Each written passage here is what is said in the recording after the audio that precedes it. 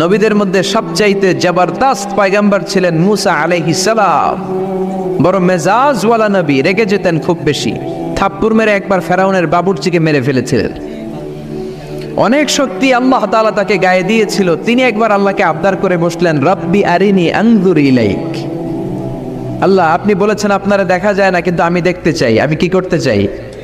জোরে বলেন। আল্লাহ বললেন, লান তারানি, never you can see me, never you can see me. তুমি আমাকে দেখতে পাবে না, কারণ আমাকে দেখা যায় না। সাইয়েদনা মুসা বললেন, আমি দেখতে চাই। আল্লাহ বললেন, দেখা যায় না। মুসা বলে, দেখতে চাই। আল্লাহ বললেন, দেখা যায় না। মুসা আলাইহিস সালাম বললেন, কথা বলেন না কেন? আল্লাহ বললেন, মুসা বললেন, আল্লাহ বললেন। মুসা বলে দেখতে চাই, আল্লাহ বলে দেখা যায় না। কিন্তু সাইয়েদনা মুসা আলাইহিস সালাম ছেড়ে দেবার পাত্র নয়, হেরে যাবার পাত্র নয়, পিছু হটার পাত্র নয়। মনে যেটা উঠেছে আদায় করার পাত্র হলো মুসা, ঠিক কি না? উনি বললেন, রব্বি আরিনি আনজুর ইলাইক। আল্লাহ, আপনি আমারে দেখা দেন, আমি দেখতে চাই। আল্লাহ বললেন, লান তারানি, never you can see me. ওরে মুসা, এই বায়না ধরো না, আমারে তো দেখা যায় না। এই পৃথিবীর চামড়ার চক্ষু দিয়ে আমাকে দেখা যাবে না। মুসা বললেন, আমি দেখেই ছাড়ব। আল্লাহও বুঝাতে পারেন না, মুসাও ছাড়েন না। অবশেষে নবীর আবদার রব্বুল আলামিন শুনতে রাজি হলেন। আল্লাহ বললেন, মুসা, আগামীকাল অমুক সময়ে গোসল করে ওযু করে তুর পাহাড়ে চলে আসবা। তুমি যখন দেখতেই চাও, আগামীকাল তুর পাহাড়ে চলে এসো। সাইয়েদনা মুসা আলাইহিস সালাম তুর পাহাড়ে চলে এসেছেন, কারণ ওনার ফিলিংস আমাদের ফিলিংস একরকম নয়। আমরা কি আল্লাহর কথা শুনি? জোরে বলেন। কিন্তু ওয়া কাল্লামাল্লাহু মুসা তাকলিমা, উনি আল্লাহর কথা শুনতেন। তো ওনার চিন্তা হচ্ছে, যার কথাটা এত সুন্দর, না জানে উনি দেখতে কত। সুবহানাল্লাহ বলবেন না? আল্লাহ বললেন, মুসা, আগামীকাল আসো, তুর পাহাড়ে আসো। সাইয়েদনা মুসা আলাইহিস সালাম তুর পাহাড়ের উপর চলে গেলেন। আল্লাহ বললেন, মুসা, এটা যেন তেন কোনো খেলা না। আবার তোমারে জিজ্ঞেস করতে চাই, আসলেই তুমি দেখতে চাও কিনা? মুসা আলাইহিস সালামের এক কথা এক দাবি, দেখতে চাই। এক কথা এক দাবি, সেটা কি? আমি দেখতে চাই খোদা, আমি দেখতে চাই আপনাকে। আল্লাহ বললেন, মুসা, এটা সাধারণ খেলা নয়, এটা বিপিএল এর খেলা নয়, এটা আইসিসি নয়, এটা ফিফার খেলা নয়, এটা মুসার সাথে বিশ্ব গভর্নমেন্টের খেলা, ঠিক কিনা? এটা সাধারণ খেলা না, it's a very dangerous game. তুমি যদি স্টার্ট করো, you have to go until the last moment. শেষ পর্যন্ত তোমাকে যেতে হবে, ঠিক কিনা? মুসা আলাইহিস সালাম এক পায়ে খাড়া। সাইয়েদনা মুসা বললেন, আমি রাজি। আল্লাহ বললেন, ওকে, তাহলে খেলা শুরু করে দিলাম। ও মুসা, তুমি দাঁড়িয়ে থাকো, খেলা এখন শুরু হয়ে যাবে। রব্বুল আলামিন মুসা আলাইহিস সালামের চারিদিকে অন্ধকার করে দিলেন। কি করে দিলেন? চারিদিকে 4 ফারসাক এলাকা, 1 ফারসাকে 12 মাইল, 4 ফারসাকে অনেক লম্বা একটা জায়গা, 3 × 36 কিলোমিটার জায়গা আল্লাহ অন্ধকার করে দিলেন। ঘুটঘুটে অন্ধকার, এত অন্ধকার সাইয়েদনা মুসা আলাইহিস সালাম নিজের হাতটাও নিজে দেখে না। এবার মনের মধ্যে একটু ভয় চলে আসছে, কোনো আওয়াজ নাই, অন্ধকার। এবার মনের মধ্যে ভয় এসেছে, কিন্তু আল্লাহকে দেখতে চায়। ওই নেশায় এখন অন্তরের মধ্যে কিছু সাহস আছে না নাই? সাহস নিয়ে দাঁড়িয়ে আছেন। এবার আল্লাহ চারিদিকে আলোকিত করে দিলেন। এবার বললেন, মুসা, আরো কিছু কাজ আছে। তোমার চারদিকে 4 ফারসাক এরিয়ার মধ্যে কোনো প্রাণী থাকতে পারবে না, কোনো মশা থাকবে না, মাছি থাকবে না, ইঁদুর থাকবে না, ব্যাঙ থাকবে না, পাখি থাকবে না। সবগুলো পশু আর প্রাণীকে বললেন, আল্লাহ বললেন, তোমরা বাইরে চলে যাও, বাউন্ডারির বাইরে চলে যাও। বাংলাদেশের সাথে ইন্ডিয়ার খেলা, আপনারা দর্শক মাঠে ঢুকতে পারবেন? বলেন, ঢুকলে খেলা হবে? খেলাটা হবে। আল্লাহ বললেন, সবাই বাইরে চলে যাও। সব বাইরে চলে গেল। এবার আল্লাহ বললেন, মুসা, তোমার 2 কাঁধের মধ্যে 2 ফেরেশতা আছে না নাই? কিরামান, তাদেরকেও বাইরে পাঠানোর দরকার আছে না নাই? আল্লাহ বললেন, তোমরাও 4 দিক থেকে বাউন্ডারি দেয়া এরিয়ার বাইরে তোমরা চলে যাও। এবার রব্বুল আলামিন বললেন, আল্লাহর স্পেশাল সিকিউরিটি ফোর্স ফেরেশতাকে তোমরা 4 দিকে বাউন্ডারি দাও। স্পেশাল সিকিউরিটি ফোর্স ফেরেশতা কাদের সাথে কাঁধ লাগিয়ে, পায়ের সাথে পা লাগিয়ে 4 দিকে একটা বাউন্ডারি দিলেন। চিল্লায় বলেন, আল্লাহু আকবার। এবার সাইয়েদনা জিব্রাইলকে আল্লাহ বললেন, ও জিব্রাইল, তুমিও ঢোকার চেষ্টা করো না, তুমিও বাইরে চলে যাও। সুবহানাল্লাহ। সাইয়েদনা জিব্রাইল বলে, আল্লাহ, আমাকে তৈরির পর থেকে, আমাকে রূহ দেওয়ার পর থেকে আজ পর্যন্ত তোমারে আমি দেখি নাই। সিদরাতুল মুনতাহা হলো আমার লাস্ট বর্ডার। ওই বর্ডারে কান লাগিয়ে তুমি যা বলো শুনি, ওই কথাগুলো নবীদের কাছে পৌঁছে দেয়, এটাই আমার ডিউটি। আজ পর্যন্ত আমিও তোমারে দেখি নাই, তোমার নূর এখনো দর্শন লাভ করি নাই, আমিও দেখতে চাই। আমার ভাই মুসার সাথে আমাকেও দেখতে দাও। আল্লাহ বললেন no no, this game is between Musa and me. এটা মুসার সাথে আমার খেলা, তোমার তো খেলা নাই, ঠিক কি না? জিব্রাইল তুমিও বাইরে চলে যাও। সাইয়েদনা জিব্রাইলও বাইরে চলে গেলেন। এবার একেবারে গ্রাউন্ড রেডি, স্টেডিয়াম রেডি। এবার খেলা হবে। খেলা কি হবে? জোরে বলেন কি হবে?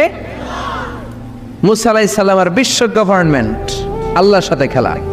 আল্লাহ বললেন মুসা তুমি উপরের দিকে তাকাও। সাইয়েদনা মুসা আলাইহিস সালাম উপরের দিকে তাকালেন, দেখলেন প্রথম আকাশ দেখা যায়, তারপরে দ্বিতীয় আকাশ, তৃতীয় আকাশ, সব দেখতে আরম্ভ করলেন। প্রথম আকাশ, এটা বিশাল একটা area, it's a big space, we can't imagine. এটা কত বড় আমরা কল্পনাও করতে পারি না, বিশাল। হাতি, সূরাতুল ফিল আছে না নাই? সবচেয়ে ছোট্ট সাইজের প্রাণী পিঁপড়া, পিঁপড়ার নামে সূরা আছে না নাই? সূরাতু আন-নামাল। এরপর মাকড়সার 8 পা, মাকড়সার নামে আছে না নাই? সূরাতু আল-আনকাবুত। মৌমাছি, মৌমাছির নামে আছে না নাই? সূরাতু আন-নাহাল। নারীদের নামে আছে না নাই? নারীদেরকে আমরা পছন্দ করি বেশি, ঠিক কিনা? বিশ্বনবী পছন্দ করতেন, নারীদের মর্যাদা বেশি, মায়ের মর্যাদা 3 গুণ বেশি বাবার চেয়ে। এজন্য দেশের ক্ষমতায় আমরা নারীদেরকে বসাই দিচ্ছি। যেহেতু ক্ষমতা কয় গুণ বেশি, 3 ডবল যেহেতু মর্যাদা, তো বাবারে বসাবো কেন, মারই বসাই দিলাম। 2 মাই আছে, ঠিক কিনা? এই স্বাধীনতার পর থেকে এই 2 মা। আল্লাহ করে মা দিছে কয়টা? জোরে বলেন। এই 2 মা যদি একটু আদর সোহাগ দিয়ে আমাদেরকে রাখতো, তাহলে বাংলাদেশটা সিঙ্গাপুর হয়ে যেত। চিল্লা এখন, ঠিক কিনা? সিঙ্গাপুরে আমি ছিলাম কিছুদিন, আমার প্রোগ্রাম ছিল। এবছর গিয়েছিলাম ব্যাংককে, থাইল্যান্ড। তো ওদের দেশের একটা নিয়ম আছে, সেটা হচ্ছে ম্যারিটোক্রেসি। দেশের সব নিয়োগগুলো মেরিটের ভিত্তিতে হবে, যোগ্যতার ভিত্তিতে। চাচা খালুর টেলিফোনে নয়। কিন্তু আমাদের দেশে মামা খালুর ফোনে চাকরি আছে না নাই? সিঙ্গাপুরে নাই। এই সিঙ্গাপুরটা গোটা বিশ্বে পরিচিত ছিল জেলেপাড়া হিসেবে। জেলেপাড়া মাছ ধরতো, কি ধরতো? যেই এলাকাটা মাছ ধরে খেত, এই এলাকাটা এখন গোটা বিশ্বের উন্নত ডেভেলপড কান্ট্রি, দ্য ফার্স্ট ওয়ার্ল্ডের একটা অন্যতম দেশ। চিল্লায় বলেন ঠিক কিনা? গোটা বিশ্বের মানুষগুলো ট্যুরিজমের জন্য সেখানে যায়। চমৎকার চমৎকার ট্যুরিস্ট অ্যাট্রাকশন তারা সেখানে করে রেখেছে। ওদের ছোট্ট একটা দেশ, একটা শহর নিয়ে একটা দেশ। আমাদের এতগুলো জেলা, 64টা জেলা, ওদের এতগুলো জেলা নাই, একটা মাত্র জেলা। ওই জেলার নামেই শহর, জেলাটার নাম সিঙ্গাপুর। মূলত এটা এসেছে ইন্ডিয়ান শব্দ সিংহপুর থেকে। আগে ওখানে সিংহ থাকতো, সিংহপুর থেকে সিঙ্গাপুর। যেহেতু জায়গা কম, সেহেতু তারা 3টা সিঙ্গাপুর বানিয়েছে, উপরে একটা, মাটির নিচে আরো 2টা। আপনি মাটির নিচে গেলে অবাক হয়ে যাবেন, মাটির নিচে আরো 2 সিঙ্গাপুর। সব ট্রেনগুলো, সব গাড়িগুলো মাটির নিচ দিয়ে চলে, উপরেও কিছু আছে। তো বাংলাদেশে এরকম হতে পারতো যদি আমরা ভালো ভালো নেতা পেতাম। জোরে বলেন ঠিক কিনা? আমরা স্বাধীনতা পেয়েছি, কিন্তু স্বাধীনতার মজা আমরা পাই নাই। 71-এ আমাদের উপর জুলুম করেছে পাক হানাদার বাহিনী, আর 71-এর পর আমাদের উপর জুলুম করছে আমাদের ভোট দেয়া নেতারাই। চিল্লায় বলেন ঠিক কিনা? এজন্য নেতা বানানোর সময় বুঝে শুনে বানানোর দরকার আছে না নাই? যারা কোরআন পছন্দ করে, ইসলাম পছন্দ করে, আমরা তাদের সাথে আসি না নাই? আপনি কোরআন নিয়ে যদি রিসার্চ করেন অবাক হয়ে যাবেন। মানুষের নামে আল্লাহ সূরা দিলেন, প্রাণীর নামে সূরা দিলেন, চাঁদের নামে সূরা দিলেন, সূর্যের নামে সূরা দিলেন। কি অবাক করা কাণ্ড! দেশগুলো হচ্ছে 30 ভাগ আর সাগর হচ্ছে 70 ভাগ। চিল্লায় বলেন আল্লাহু আকবার।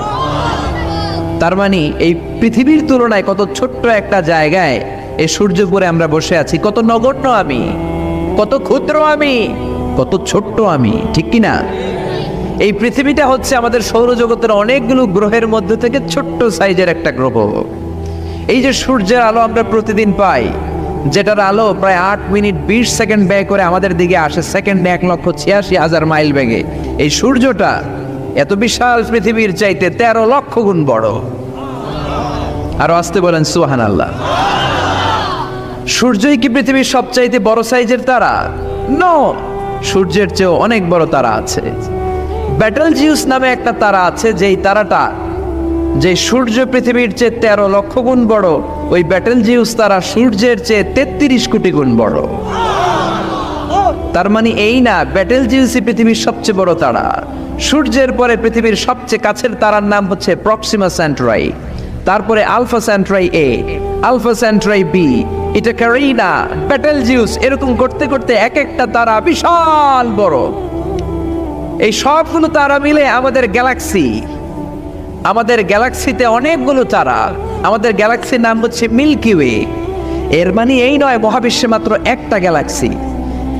বিজ্ঞানীদের ধারণা প্রথম আকাশের নিচে প্রায় 400 বিলিয়ন গ্যালাক্সি রয়েছে। চিল্লায় পড়ে আল্লাহু আকবার। এরকম হাজারো গ্যালাক্সি নিয়ে আমাদের ইউনিভার্স, এরকম হাজারো ইউনিভার্স গোটা বিশ্বে আছে না নাই?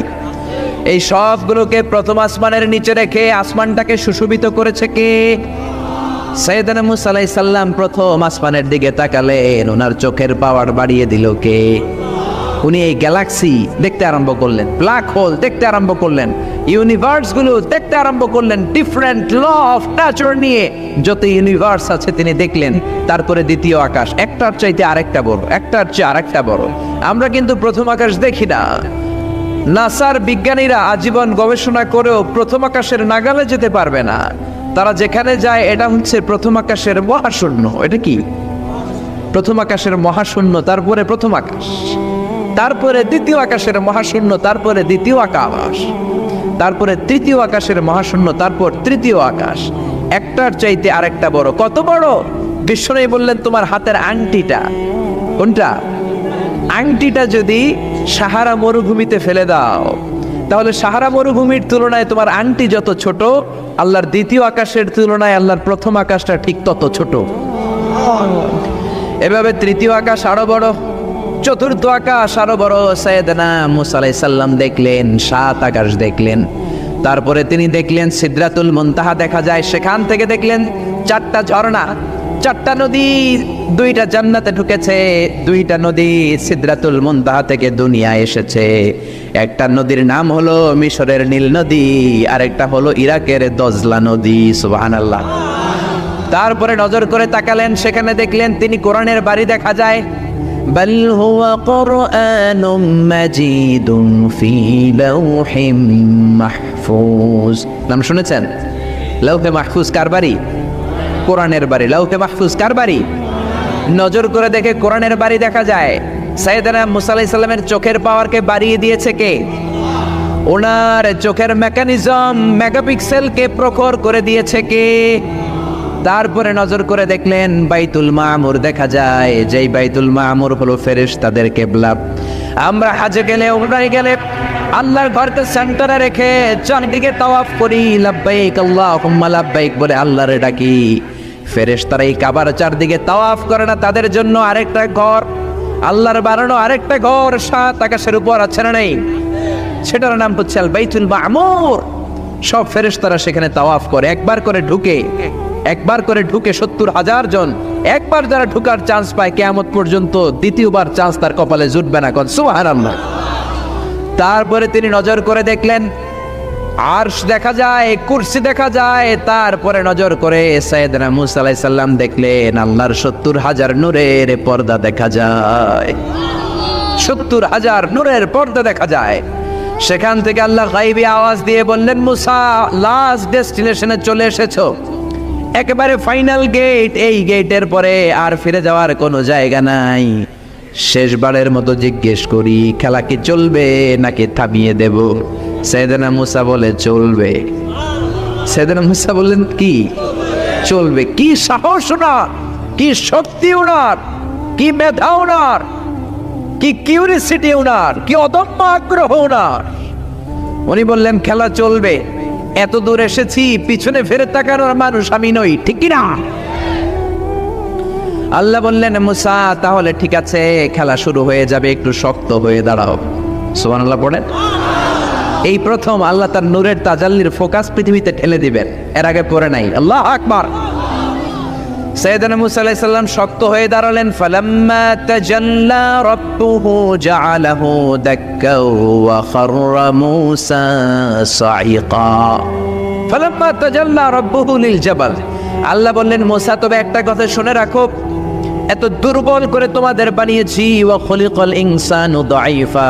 মানুষ কি সবল নাকি দুর্বল? সবল না দুর্বল? দুইবার পাতলা পায়খানা হইলে চেহারার দিকে আর তাকানো যায় না, ঠিক কিনা? আজকের জান্নাতুন নাইম এপ্রিল বিশ্ব সুন্দরী, 20 বছর পরে বিশ্ব পেতনিও না, ঠিক কিনা? অসুস্থ হলে মানুষ দুর্বল হয়ে যায়, বিপদ আসলে মানুষ কাবু হয়ে যায়, বয়সের ভারে মানুষের চামড়াগুলো ঝুলে যায়। মানুষ কি সবল নাকি দুর্বল? জোরে বলেন, সবল নাকি দুর্বল? সে আল্লাহ বললেন, গোলাম চাইতে হবে শুধু আমার কাছে। সব নবীরা এইভাবে দোয়া করেছেন। সাইয়েদনা ঈসা আলাইহিস সালাম দোয়া করেছেন, আল্লাহ আপনার কাছে আমি দোয়া করি আমারে আপনি শেষ নবী বানায়া দেন। কোন নবী? জোরে বলেন, এটা কি সম্ভব? কারণ শেষ নবী একজন আছে না নাই? কি নাম? সবাই বলেন কি নাম? মুহাম্মদ সাল্লাল্লাহু। আল্লাহ বললেন, না না, উল্টা পাল্টা আবদার করো না, ওই নবুয়তি দিয়ে দেয়া হয়েছে। ঈসা বললেন, ওকে, আমি পড়েছি ইনজিলের মধ্যে ওই নবীর উম্মতদের এত মর্যাদা, বনি ইসরায়েলের অনেক নবীর চাইতে নাকি উম্মতে মুহাম্মাদের মর্যাদা অনেক বেশি হবে। আল্লাহ শেষ নবী আমাকে বানালেন না, ওকে, কিন্তু আমার উম্মতকে ওই উম্মত বানান। আল্লাহ বলেন, নো, ওইটাও দেয়া হয়ে গেছে, পাবে কে? বিশ্বনবী পাবে। বিশ্বনবীর উম্মত আমরা হলাম উম্মতে মুহাম্মাদি। আমাদের মধ্য থেকে যারা আলেম হবে, হক্কানি আবেদ হবে, আল্লাহর ওলি হবে, বনি ইসরায়েলের অনেক নবীদের চাইতেও তাদের মর্যাদা বেশি হয়ে যাবে। সুবহানাল্লাহ। এবার উনি চোখের পানি ছেড়ে দিলেন। আল্লাহ দোয়া করলাম আমার শেষ নবী বানান, বানালেন না।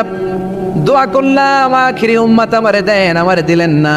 এবার আমি দোয়া করি, এই দোয়া কিন্তু ফেলতে পারবেন না। আল্লাহ বললেন, করো করো। সাইয়েদনা ঈসা বললেন, আল্লাহ তাহলে আপনি আমাকে এই পৃথিবীর মধ্যে ওই নবীর উম্মত করে আরেকবার দুনিয়াতে পাঠানো লাগবে। সুবহানাল্লাহ। কবুল করে নিল কে? পৃথিবীতে একজন নবী এখনো মরে নাই, কি নাম? ঈসা আলাইহিস সালাম। উনি আসবেন ইমাম মাহাদির 7 বছর যখন হবে, তার গভর্নিং 7 বছর চলে যাওয়ার পরে আসবেন। ঈসা আলাইহিস সালাম যখন আসবেন, এসে দাজ্জালকে, অ্যান্টি খ্রাইস্টকে নিজ হাতে হত্যা করবেন। চিল্লায় বলেন ঠিক কিনা? এটা ছিল ঈসা নবীর দোয়া। এবার বিশ্বনবী কোন দোয়া করেছেন জানার দরকার আছে না নেই? বিশ্বনবী বলেন, লিকুল্লি নবীন দাওয়াতুন মুস্তাজাবা। প্রত্যেক নবীর জন্য একটা করে দাওয়া মুস্তাজাবা আছে। আলেম যারা আছেন তারা বুঝবেন, দাওয়া মুস্তাজাবা মানে এমন দোয়া যেটা কবুল হয়ে যায়। দোয়া করলেই, কথা বলেন, দোয়া করলেই কবুল। এরকম দোয়া রব্বুল আলামিন সব নবীকে একটা একটা করে দিয়েছেন। ওই দোয়াটা করলেই সেকেন্ডের মধ্যেই কবুল করে দেয় কে? সব নবী ওই দোয়া দুনিয়াতেই করে ফেলেছে। বিশ্বনবী বললেন, লিকুল্লি নবীন দাওয়া মুস্তাজাবা। সব নবীর জন্য একটা স্পেশাল দোয়া আছে, দাও বিহা, যেই দোয়াটা নবীরা দুনিয়াতেই করে ফেলেছে। ওয়া ইন্নী আখতাবিউ দাওয়াতি শাফাআতান লি উম্মতি ইয়াউমাল কিয়ামাহ। আল্লাহু আকবার। আর আমি আমার দাওয়া মুস্তাজাবা স্পেশাল দোয়াটা এখনো করি নাই। আমার দোয়াটা এখনো আমি জমিয়ে রেখেছি। কিয়ামতের কঠিন ময়দানে আমার উম্মত যখন বিপদে পড়ে যাবে, আমার উম্মতের জান্নাতে যাওয়ার ব্যাপারে ঝামেলা লেগে যাবে, আল্লাহর অনুমতি ক্রমে শাফাত করে করে আমি আমার উম্মতদেরকে জান্নাতে ঢুকিয়ে দেব। তখন আমি ওই দোয়াটা করব। বিশ্বনবী সেজদায় পড়ে থাকবেন কিয়ামতের ময়দানে। সব নবীরাও বলবে, ইয়া নাফসি ইয়া নাফসি। কেউ যখন আল্লাহর কাছে যেতে পারবে না, সবাই মিলে বিশ্বনবীর কাছে যাওয়ার পরে বিশ্বনবী তখনও মাথা তুলবেন না। বিশ্বনবী কপাল ঠুকে কেঁদে কেঁদে বলবেন, রব্বি হাবলি উম্মতি। ও আল্লাহ, আমার উম্মতকে আপনি মাফ করে দেন। সুবহানাল্লাহ। আল্লাহ বলবেন, নবী ইরফা রাসাক, মাথা উঠান।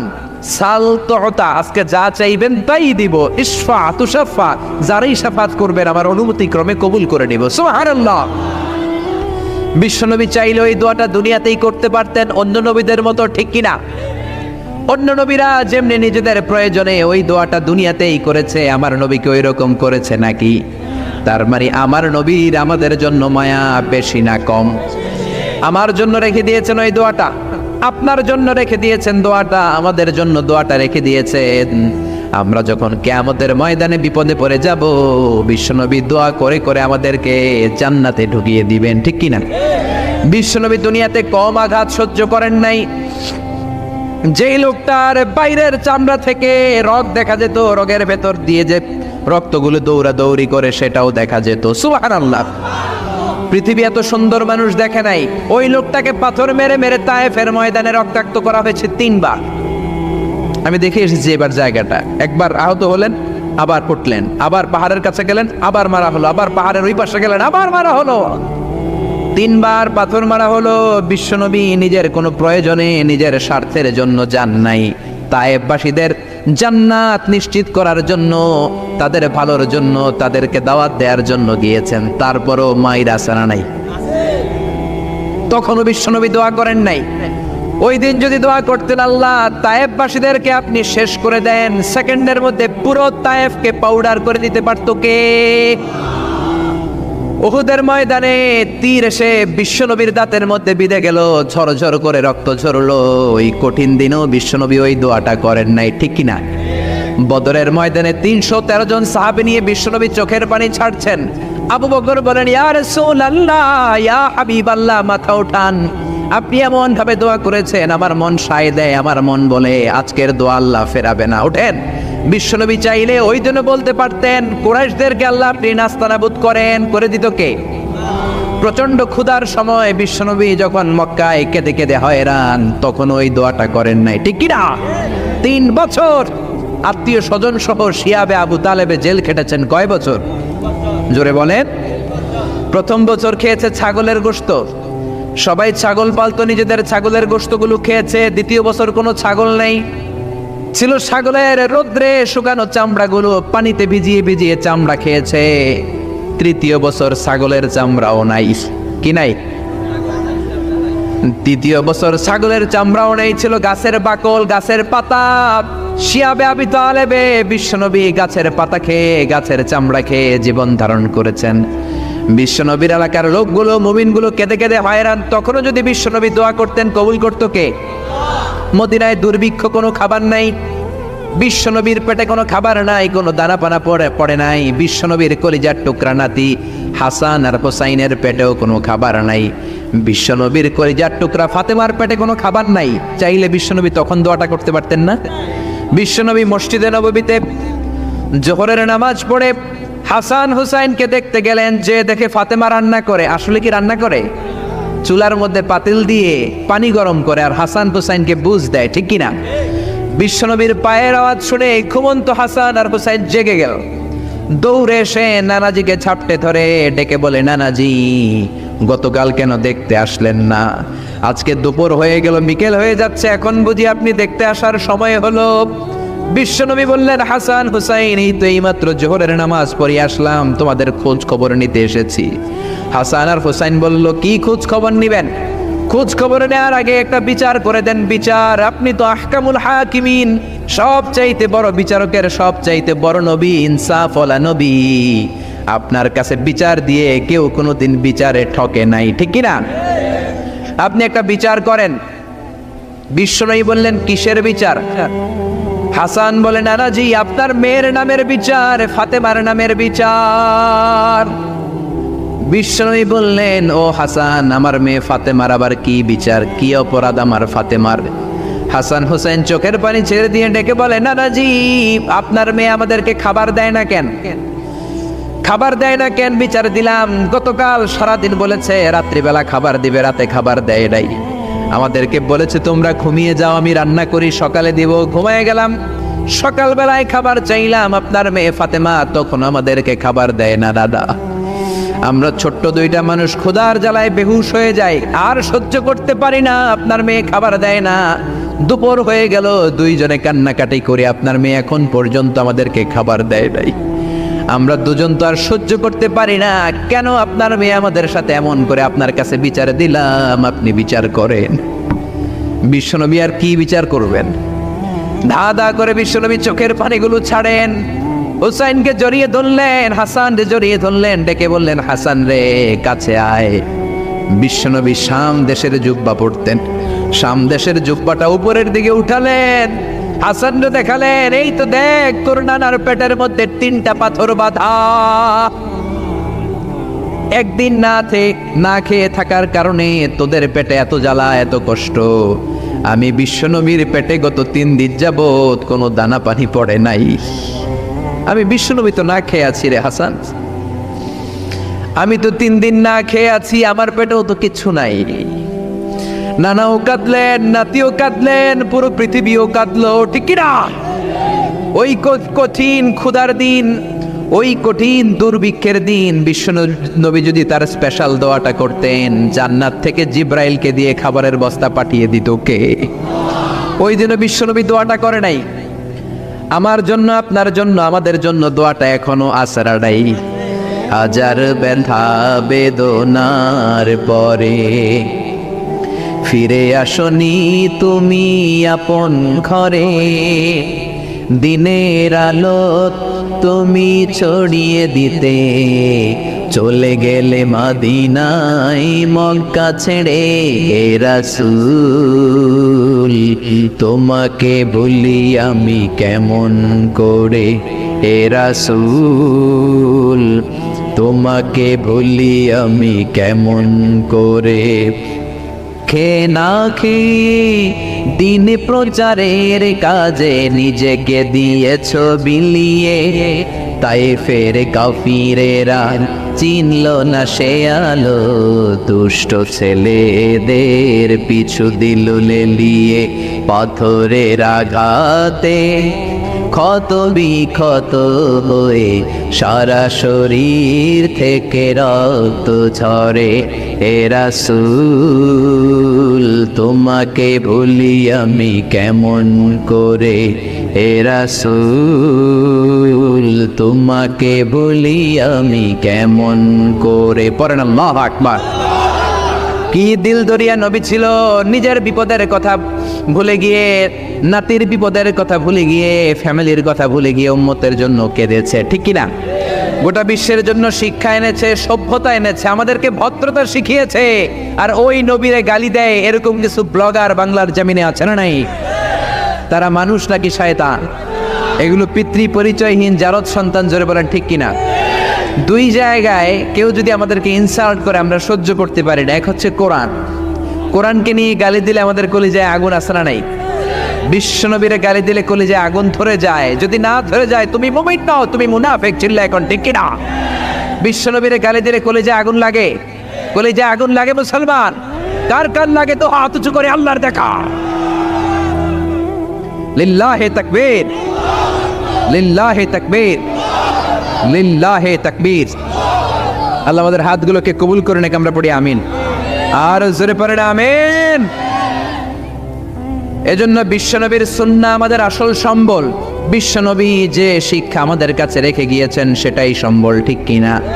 বিশ্বনবীর আগের গুনাহ মাফ, পরের গুনাহ মাফ, তারপরেও তিনি আল্লাহর কাছে যখন দোয়া করতেন ছোট্ট বাচ্চার মতো হাউ মাউ করে কেঁদে দোয়া করতেন। আমরা করি? আমাদের কান্না আসেই না। এত পাষাণ আমাদের হৃদয়, এত আধুনিকতার মধ্য দিয়ে আমরা সময় কাটাচ্ছি। সোশ্যাল মিডিয়ার ভেতরে আমাদের এত সময় দেয়া হয়। এই সোশ্যাল মিডিয়া আমাদেরকে ঘুমাতে দেয় না, আমাদেরকে স্বাভাবিকভাবে চলতে দেয় না, আমাদের অন্তরটাকে নরম হতে দেয় না, ঠিক কি না?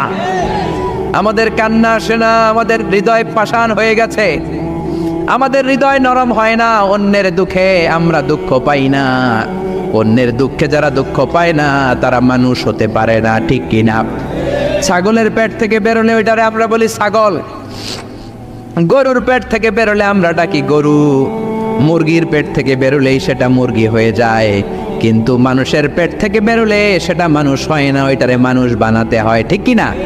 এই দুনিয়া এখন তো আর সেই দুনিয়া নাই, মানুষ নামের মানুষ আছে দুনিয়া বোঝাই। সেই মানুষের ভিড়ে আমার আসল মানুষ নাই, ঠিক কিনা? আসল মানুষের বড় অভাব। অন্যের দুঃখে কাঁদবে, অন্যের জ্বালা নিজের অন্তরেও জ্বালার সৃষ্টি করবে, সেই মানুষ আর নাই, ঠিক কিনা? বিশ্বনবীর আগের গুনাহ নাই, পরের গুনাহ নাই, তারপরেও মুনাজাতে হাউমাউ করে কাঁদতেন। তিনি দোয়ায় বলতেন, আল্লাহ ইন্নী আব্দু কবনু আব্দি কবনু আমাতিক নাসিয়াতি বিয়াদিক। ও আল্লাহ, আমি আপনার গোলাম, গোলামের ঘরের গোলাম, বান্দির ঘরের গোলাম। আল্লাহ আমি আপনার গোলাম, গোলামের ঘরের গোলাম, মানে আমার বাপ আব্দুল্লাহ আপনার গোলাম, আমরা গোলাম বংশের। সুবহানাল্লাহ। গোটা বিশ্বের শ্রেষ্ঠ মানুষটা নিজের গোলাম বলতে দ্বিধাবোধ করতো না, বলতো আমি আপনার গোলাম, গোলামের ঘরের গোলাম, বান্দির ঘরের গোলাম, নাসিয়াতি বিয়াদিক। আমার মাথার চুলের ঝুঁটি আপনার হাতের মুঠোয়, আমার চুলের ঝুঁটি আপনার হাতের মুঠোয়, গোলামের মতো যেখানেই টানবেন আমি ওখানেই যাব। আল্লাহু আকবার। এই ছিল বিশ্বনবীর বিনয়। নিজেকে গোলাম বলতে স্বাচ্ছন্দ্য বোধ করতেন, কোনোদিন জীবনে অহংকার করেন নাই। কোনোদিন বিশ্বনবী কারো সাথে মুসাফা করতে যে নিজে আগে হাত টানেন নাই, যতক্ষণ না ওই লোকটা তার হাত টেনে নিয়েছে। সুবহানাহু। আর বিশ্বনবীর হাত ছিল আলিয়ানু মিনাদ দিবাজ। বিশ্বনবীর হাত ছিল রেশমের কাপড়ের চেয়েও নরম। সিল্ক চিনেন? সিল্কের কাপড়ের চেয়ে বিশ্বনবীর হাত ছিল নরম। এই নরম হাত মুসাফার মধ্যে যে একবার পাইতো কেউ ছাড়তে চাইতো না, ধরেই রাখতো। আর বিশ্বনবী নরম হৃদয়ের নবী, কেউ যদি না ছাড়ে বিশ্বনবীও ছাড়তেন না। সুবহানাল্লাহ। ওই নবী মোনাজাতে কাঁদতেন। এজন্য ভাইরা এই কথা বললেন না আল্লাহ আমার দোয়া শোনে না, আপনি দোয়ার মতো দোয়া করেন নাই, এজন্য শোনে নাই, ঠিক কি না? দোয়া কবুল হওয়ার রহস্য হচ্ছে চোখের পানি। বিশ্বনবী বললেন দুইটা চোখের পানি আল্লাহর কাছে সব চাইতে সেরা। এক হলো জিহাদের ময়দানে রক্তের ফোঁটা, দ্বিতীয় হলো আল্লাহর ভয়ে মোনাজাতের মধ্যে চোখ থেকে বেয়ে বেয়ে পড়া পানির ফোঁটা। আবার বিশ্বনবী বললেন অনুশোচনার চোখের পানি চোখ দিয়ে নাকের ডগা বেয়ে বেয়ে জমিনে পড়ার আগে ওই দোয়াটা কবুল করে নেয় কে?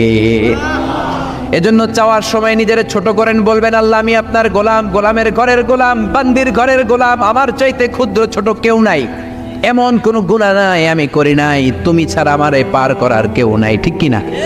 এরকম দোয়ার মধ্যে নিজেরে ছোট করে দেন, আপনার দোয়া কবুল করবে কে? এজন্য সব সময় চাইবে একজনের কাছে, তিনি কে?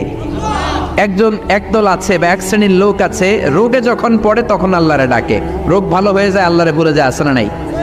নির্বাচনের আগে আল্লাহরে ডাকে, নির্বাচন শেষ আল্লাহরে ভুলে যায়, আছে না নাই?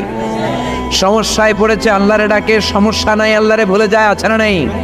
এমন করা যাবে না, সব সময় ডাকবেন। তবে রব্বুল আলামিন বলেন স্পেশাল কিছু সময় আছে, ওই সময়ে দোয়া করলে দোয়া কবুল করে নেয় কে? তাহাজ্জুদের সময়। এই স্পেশাল দু একটা সময়ের কথা বলে আমরা দোয়া করব। দোয়া না নিয়ে আজকে কে কে চলে যাবেন হাত তুলে দেখান তো। থাকবেন সবাই? দোয়া করে যাবেন? অল্প 2-1 মিনিট কথা বলে আমি এখন দোয়ার দিকে যাব। ওয়াদা করেছেন বসে থাকবেন। ওয়াদার খেলাফ করা কি মুমিনের আলামত না মুনাফিকের?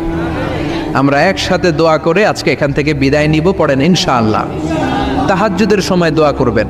ওয়া মিনাল লাইলি ফাতাহাজ্জাদ বিহি নাফিলাতান লাকা আসা আইয়াবআসাকা রাব্বুকা মাকামাম মাহমুদা। তাহাজ্জুদের নামাজ পড়লে আপনার মর্যাদা বাড়ায় দিবে কে? এখন হুজুর আমরা তো ফজরই পড়ি না, তাহাজ্জুদ কখন পড়বো? তাহাজ্জুদ তো তাদের যারা ফজর পড়ে, ঠিক কি না? ফজরই তো পড়ে না, তাহাজ্জুদ কখন? ফজরের সময় মসজিদের বেহাল দশা। ফজরের সময় যত মসজিদে নামাজ পড়লাম খালি মুরব্বী চাচাদেরকে পাওয়া যায়, ইয়াং ছেলেরা নাই। ফজরের নামাজ মুরব্বীদের জন্য নয়, ফজরের নামাজ তোমাদের মতো ইয়াংস্টার যারা আছো তাদের জন্য, ঠিক কি না? ওয়াদা করো সূর্যপুরের মসজিদগুলোতে যুবকরা যে ফজরের নামাজে মসজিদ ভরে দিবা, রাজি আছো? রাজি আছো যুবকেরা? এই যৌবন বয়সের ইবাদত আল্লাহর কাছে সবচাইতে প্রিয়। খেয়াল করে বোঝার চেষ্টা করো। যুবক বয়সে যদি গভর্নমেন্ট সার্ভিস করো, বার্ধক্যে উপনীত হলে পেনশন আছে না নাই? অনুরূপভাবে যুবক বয়সে যদি ইবাদত করো, বার্ধক্য অবস্থায় ইবাদত করতে না পারলেও পেনশনের হিসাবে তোমার আমলনামায় সওয়াব দিয়ে দিবে কে? এজন্য যুবক বয়সের ইবাদত আল্লাহর কাছে প্রিয়। মসজিদ তখন ধরে যখন আর কাজ করার সুযোগ নাই। মসজিদে তখন যায় যখন কেউ চাকরিতে নেয় না। মসজিদে তখন যায় যখন ঘরের কেউ তার সাথে কথা বলতে চায় না, মানে বয়স হয়ে গেছে 70। তখন দাড়ি রাখে যখন শেভ করতে গেলে হয় গাল কাটবে নয় ব্লেড ভাঙবে, ঠিক না? এজন্য যুবক বয়সে মসজিদে যাও। এখন তোমাদের রক্ত গরম, যা চাও তোমরা তাই করতে পারো। যেই মুরব্বী বাবাদের দাড়িগুলো পাকা হয়ে গিয়েছে তারাও তোমাদের মতো ওই বয়সটা পার করে এসেছে, ঠিক কি না? দুদিনের দুনিয়া, অল্প কয়েকটা বছরের ব্যবধানেই তোমার চুল পাকতে শুরু করবে। তোমার এই রক্ত গরম শরীরটাও ঠান্ডা হয়ে যাবে। তোমার আশেপাশে আর কেউ ঘুরবে না, কেউ তোমারে ডাকবে না, কেউ তোমারে গুনবে না। চিল্লায় বলেন ঠিক কি না? এজন্য কিয়ামতের দিন বিশ্বনবী বলেন বনি আদম 5টা প্রশ্নের উত্তর না দিয়ে কেউ পা নাড়াতে পারবে না। এর মধ্যে একটা প্রশ্ন হলো, যৌবন বয়সটা তুমি কেমন কাজে লাগিয়েছো? যৌবন বয়সে কি ইসলামের পক্ষে স্লোগান দিয়েছো নাকি রাম আর বামপন্থীদের দলে গিয়েছো? ঠিক কি না? যৌবন বয়সে কি তাফসির মাহফিলে গিয়েছো নাকি মমতাজের গানের কনসার্টে গিয়েছো? যৌবন অবস্থায় তুমি কি কোরআনের অর্থ পড়েছো, ইসলামী সাহিত্য পড়েছো নাকি চটি বই পড়েছো? ঠিক কি না? পাই টু পাই কিয়ামতের দিন জিজ্ঞেস করবে কে? চিল্লায় বলেন কে? এজন্য তাহাজ্জুদের অভ্যাস করেন। যারা তাহাজ্জুদ পড়ে তাদের চেহারায় একটা আলাদা গ্লেস আছে। লোকটা কালো হলেও, যদি কালো রঙের লোক হয়, একটা গ্লেস আছে। আমার অনেক কালো বন্ধু আছে। আমি মিশরে পড়েছি, students of more than 100 nationalities, we use to study, stay and dwell in the same place. 100টারও বেশি দেশের ছাত্র থাকতাম। আমার অনেক আফ্রিকান বন্ধু ছিল, কুচকুচে কালো, তেল তেলে, কিন্তু কালো হলেও চেহারা একটা সৌন্দর্য আছে না নাই? এজন্য কালো মানুষও যদি তাহাজ্জুদ পড়ে চেহারায় নূর বাড়িয়ে দিবে কে? 2 নম্বরে হলো আযান আর ইকামতের মাঝখানে যদি দোয়া করে, ওই দোয়া কবুল করে কে? এটা অনেকে জানে না। আযান দিয়েছে, মসজিদে গিয়েছে, সুন্নত নামাজ পড়ে বসে আছে, কখন ইকামত হবে, আরো 5 মিনিট বাকি, মাথা চুলকায়, আছে না নাই? মোবাইল টেপাটেপি করে, ফেসবুকিং করে, ঘড়ির দিকে তাকায় আছে, ঘড়ির কাঁটাও ঘুরে, ওর মাথাও ঘুরে, আছে না নাই? তো বসে থাকবা কেন তুমি? 5 মিনিট সময় আছে, চাইতে হবে কার কাছে? বাজারে যাওয়ার সময় যেমনি আপনি লিস্ট করে নিয়ে যান, এটা লাগবে ওটা লাগবে, মসজিদে যাওয়ার সময় মোবাইলের টুকি নিয়ে যান, কাগজের টুকি নিয়ে যান। আল্লাহ আমার সুন্দরী বউ লাগবে, বউ দাও, দিবে কে? এই বেটা, দিবে কে? নেককার বিবি লাগবে, দিবে কে? গোল্ডেন এ প্লাস পেতে চাই, দিবে কে? উমরা করতে চাই, পাসপোর্টে ভিসা লাগে না, ভিসা করে দিবে কে? দুরারোগ্য ব্যাধি, অনেক ওষুধ খেলাম, অনেক দেশে গেলাম, কোনো ডাক্তার ভালো করতে পারে না, কিন্তু ডাক্তারেরও বড় ডাক্তার আছে না নাই? কেউ যেটা পারে না, পারে কে? আযান ইকামতের মাঝখানে দোয়া আল্লাহ ফেরায় না। হাদিস এসেছে, দুআউ লা ইরাদ্দু বাইনাল আযানি ওয়াল ইকামা। আযান এবং ইকামতের মাঝখানের সময়টাতে দোয়া করবেন। তারপরে বিশ্বনবী বললেন, দুবুরাস সালাওয়াতিল মাকতুবা, ফরজ নামাজের পরে দোয়া করলে কবুল করে কে? আমাদের দেশে আসসালামু আলাইকুম রাহমাতুল্লাহ, আসসালামু আলাইকুম, আমিন ইয়া আরহামার রাহিমিন, আছে না নাই? এই দোয়া বিশ্বনবী এইভাবে দোয়া করতেন না। বিশ্বনবী সালাম ফেরানোর পরে পড়তেন আল্লাহু আকবার। কি পড়তেন? নামাজ শুরু আল্লাহু আকবার দিয়ে, শেষও আল্লাহু আকবার দিয়ে। তারপরে সাহাবীদের দিকে ফিরে বসতেন। আমাদের দেশে শুধু ফজরের নামাজ আর আসরের নামাজ, এই 2 ওয়াক্তে ইমাম সাহেব ফিরে বসে, ঠিক কিনা? তো সুন্নাহ হচ্ছে 5 ওয়াক্ত নামাজেই ইমাম সাহেব মুসল্লিদের দিকে ফিরে বসবে। এরপরে বিশ্বনবী পড়তেন 3 বার আস্তাগফিরুল্লাহ, আস্তাগফিরুল্লাহ, আস্তাগফিরুল্লাহ। তারপরে বিশ্বনবী পড়তেন আল্লাহুম্মা আনতাস সালাম ওয়া মিনকাস সালাম, এই দোয়াটা। এরপরে পড়তেন রাদিতু বিল্লাহি রাব্বা, এই দোয়া। এরপরে পড়তেন আল্লাহুম্মা লা মানিআ লিমা আ'তাইতা ওয়া লা মু'তিয়া লিমা মানা'তা ওয়া লা ইয়ানফা'ু যাল জাদ্দি মিনকাল জাদ। তারপরে আয়াতুল কুরসি পড়তেন। তারপরে বিশ্বনবী 33 বার সুবহানাল্লাহ, 33 বার আলহামদুলিল্লাহ, 33 বার আল্লাহু আকবার, আছে না নাই? এই তাসবিহগুলো আগে আপনি পড়বেন ঠান্ডা মাথায়। এরপরে যদি দোয়া করতে মনে চায়, সম্মিলিত মনে চায় করেন, একা একা মনে চায় করেন, বা হাত তোলা ছাড়া এমনি মুখে করেন, সমস্যা নাই, কিন্তু আগে তাসবিহগুলো পড়তে হবে। চিল্লায় বলেন ঠিক না? এই তাসবির সুন্নাত নাই। মানুষগুলো এত অস্থির, সালামের পরে কখন বেরোবে, কখন বেরোবে, মনে হয় পাবলিক টয়লেটে ঢুকছে, ঠিক না? পাবলিক টয়লেট হচ্ছে এমন জায়গা যে পাবলিক টয়লেটের ভিতরে আছে, ও বের হওয়ার জন্য ছটফট করে, আর যে বাইরে সিরিয়াল ধরে আছে, ও ঢোকার জন্য ছটফট করে, ঠিক কিনা? মনে হয় পাবলিক টয়লেটে এসেছে, মসজিদে ঢুকেছ, আল্লাহুম্মা বলে তুমি ঢুকে গেলা আল্লাহর নাম নিয়ে। যখন মসজিদে ঢুকে গেলা, তোমার মাথার উপরে রহমত ঢালছে কে? মসজিদ হচ্ছে রহমতের জায়গা। সালাম ফেরানোর পরে তাসবিহ পড়েন, তারপরে আপনি দোয়া করেন। এজন্য সালাম ফেরানোর পরে দোয়া কবুল করে কে? এরপরে বিশ্বনবী বললেন ইনদা নুজুলিল মাতার, আকাশ থেকে যখন বৃষ্টি নামে, ওই বৃষ্টি নামার সময় যদি দোয়া করেন, দোয়া কবুল করে কে? আর দোয়া লা ইরাদ্দু তাহতাল মাতার, তুফান, ওই বৃষ্টি না, ভ্যাপসা একটা গরম, এই গরমটাকে দূরে সরিয়ে দেওয়ার জন্য একটা ঝিরিঝিরি ঝিরিঝিরি বৃষ্টি পড়ে। ওই বৃষ্টির নিচে দাঁড়িয়ে বৃষ্টির পানি নিয়ে দোয়া করলে কবুল করে কে? জানেই না মানুষ, ঠিক কিনা? বরং বৃষ্টি আসলে গান গাওয়া শুরু করে দেয়, এই বৃষ্টি ভেজা রাতে তুমি চলে যেও না, আছে না নাই?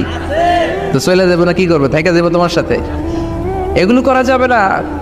বৃষ্টি রহমতের বৃষ্টি, তুমি বৃষ্টি হাতে নিয়ে দোয়া করো। সুন্দরী বউ লাগবে, দিতে পারে একজন, তিনি কে? এজন্য চাইতে হবে একজনের কাছে, তিনি কে? কদরের রাতে দোয়া করলে আল্লাহ কবুল করে, খতমে কোরআনের পরে দোয়া করলে আল্লাহ কবুল করে, হজের মানাসিকুল হজের মধ্যে যে দোয়া করলে কবুল করে, মুসাফির দোয়া করলে কবুল করে, রোজাদার ব্যক্তি দোয়া করলে আল্লাহ কবুল করে, মাজলুম ব্যক্তি দোয়া করলে আল্লাহ কবুল করে।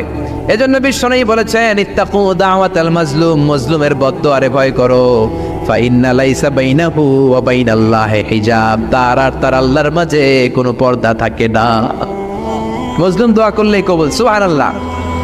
এরপরে স্পেশাল দোয়া হলো মা বাবার দোয়া। এই দোয়া কোনোদিন ফিরে না, সুবহানাল্লাহ পড়েন। রাজি আছেন মা বাবার কাছে দোয়া চাইতে? রাজি আছেন তো? কোন ঘর আছে যে ঝগড়া হয় না? এরকম কোনো ঘর পৃথিবীতে নাই। ঝগড়া হবে, মা বাবার সাথে মিস আন্ডারস্ট্যান্ডিং হবে, হয়ে যেতে পারে দু চার কথা, কিন্তু ক্ষমা চাইতে হবে, ঠিক কিনা? এজন্য আল্লাহর কাছে চাইতে রাজি আছেন তো? সব সময় আমরা একজনের কাছে চাই। আবার এই চাঁদকে বিশ্বনবী দুই ভাগ করেছিলেন, সেটাও কোরআনে আছে না নাই? ইকতারাবাতিস সাআতু ওয়ানশাক্কাল কামার ওয়া ইয়ারাউ আয়াতান ইউরিদু ইয়াকুলু সিহরুম মুস্তামির। বিশ্বনবী আঙ্গুলের ইশারায় চাঁদকে দু ভাগ করেছিলেন। মক্কার কুরাইশরা এসে বলল, আব্দুল্লাহর বেটা মুহাম্মদ, তুমি